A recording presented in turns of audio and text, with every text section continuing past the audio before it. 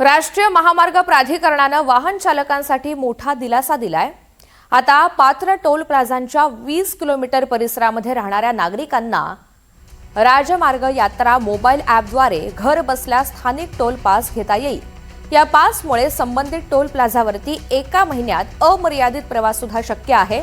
यापूर्वी स्थानिक पास मिळवण्यासाठी टोल प्लाझावर जाऊन कागदपत्र सादर करावी लागत होती। आता संपूर्ण प्रक्रिया काही मिनिटात डिजिटल पद्धतीने पूर्ण होणार आहे। याची सुरुवात दिल्लीपासून करण्यात आलेली असून पुढील काही महिन्यात ती देशभरात लागू केली जाईल।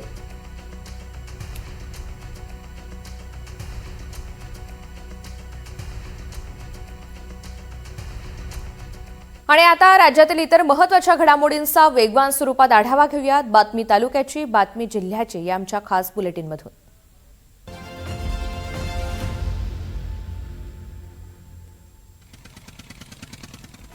कर्जमुक्ती योजनेतील शेतकऱ्यांची पहिली यादी आज जाहीर होणार आहे। जिल्हा बँकांच्या 7.5 लाख शेतकऱ्यांना याचा लाभ मिळेल।